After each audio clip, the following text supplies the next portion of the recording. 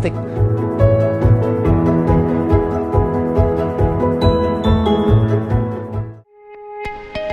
Hai teman-teman semua, gimana kabarnya? Semoga hari-hari kalian menyenangkan, urusan semua beres, nggak ada masalah semua. Dan welcome back to my YouTube channel. Hari ini saya ingin bahas mengenai plastik P lagi nih. Jadi teman-teman stay tune ya.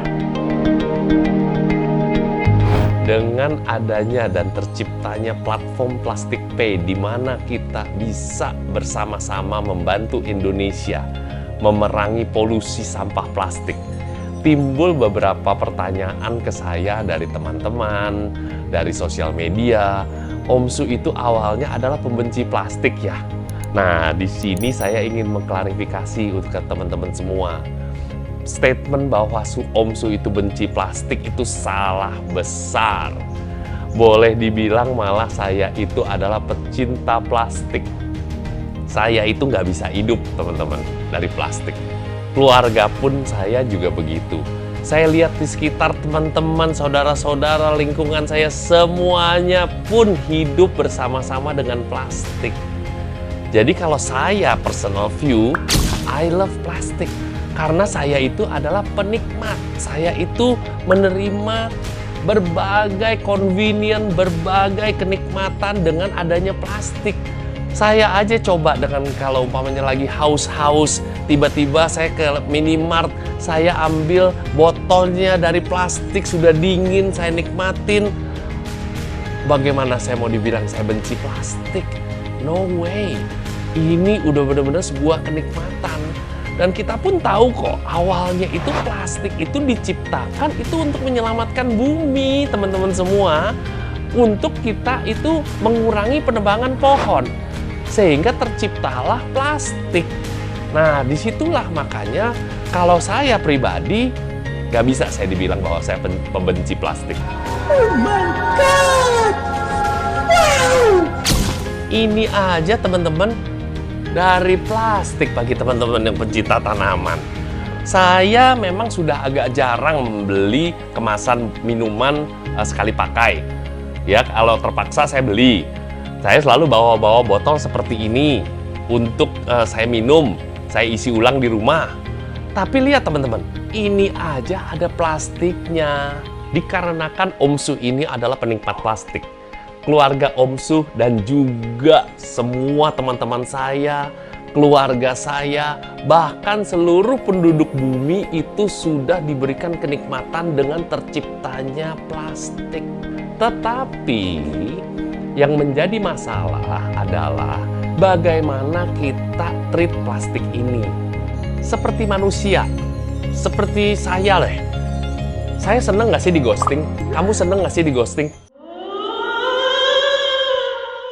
Seneng gak sih habis manis sepah dibuang? Udah pasti kita kesel, kita marah, mungkin kita akan dendam. Nah sekarang ini bagaimana kita itu men-treat plastik ini? Coba deh teman-teman semua, punya pasangan. Kalau pasangannya itu sudah banyak bantu kita, pasangan teman-teman banyak bantu, banyak menolong, sudah very nice, very sweet. Tapi pada akhirnya tahu-taunya kita treat dia dengan tidak sepantasnya. Pasangan kita bagaimana? Akan marah nggak? Akan jadi bete nggak?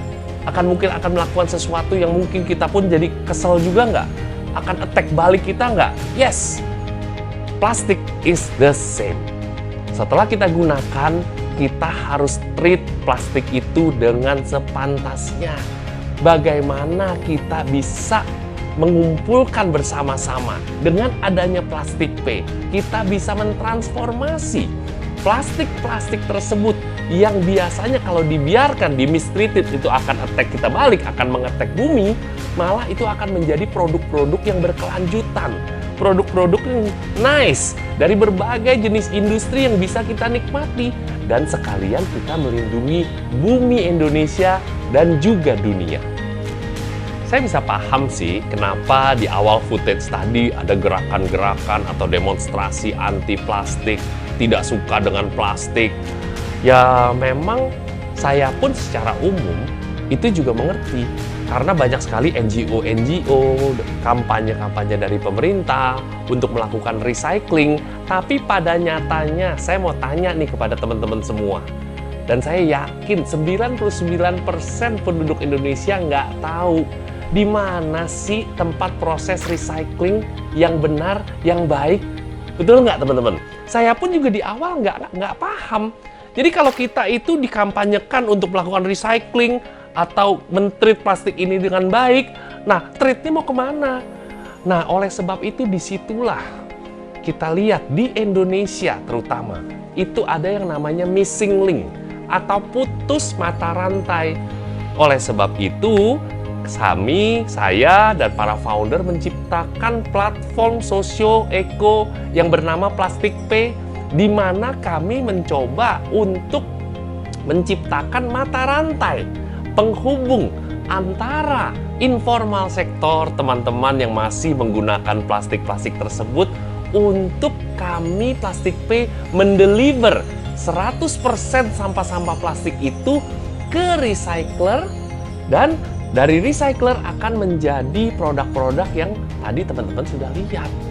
Jadi ini yang menjadi masalahnya, missing link-nya itu teman-teman. Nah, bila gerakan Plastik Pay didukung bersama-sama, terdapat collection yang menyebar dari Jakarta terus berkembang ke seluruh kota-kota di Indonesia, maka Plastik Pay akan mencoba membawa setiap botol untuk kita recycle, untuk kita jadikan barang-barang yang berguna. Oleh sebab itu, jangan pernah salahkan plastik teman-teman. Karena plastik itu adalah pemberi kebaikan sebenarnya. Jadi tinggal sekarang dengan adanya Plastik Pay, penghubung antara masyarakat dan recycler ini, kita itu menjadi manusia-manusia yang mentransformasi sampah menjadi sesuatu bentuk kebaikan yang multidimensi. Jadi teman-teman, pemahaman kita mengenai plastik, mindset saya yang tadi saya sudah ungkapkan, bahwa plastik itu tidak akan menyerang manusia, tidak akan menyerang ekosistem bila kita treat plastik itu secara benar.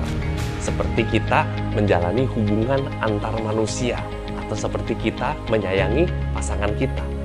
Jadi teman-teman, pesan saya terutama untuk teman-teman milenial di luar sana, bila ingin mencari barang-barang di online store, di marketplace, utamakan untuk mencoba menggunakan keyword recycling atau recycled atau daur ulang, sehingga itu pun sekarang nih menjadi tren.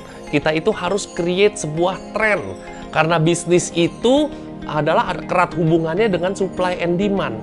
Kita itu ingin meningkatkan recycling rate Indonesia, automatically industri recycling harus naik. Nah, bagaimana menaikkan industri recycling ini?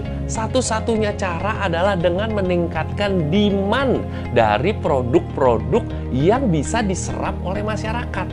Dan terutama kaum milenial, bila menggunakan barang-barang dari recycled material, itu menjadi sebuah tren ya, menjadi sesuatu yang keren. Saya itu bawa tas 100% sampah botol plastik setiap hari, itu menjadi seperti conversational capital.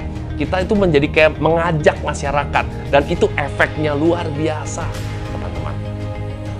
Semoga apa yang tadi saya sharingkan itu menjadi kebaikan, dan semoga apa yang saya ceritakan tadi bisa merubah mindset kita mengenai plastik, dan bagaimana kita bisa treat plastik itu menjadi sebuah kebaikan yang multidimensi bersama Plastik Pay. Bila kalian suka mengenai video ini, jangan lupa like, subscribe, komen, dan juga klik belnya. Sampai jumpa di video berikutnya. See you.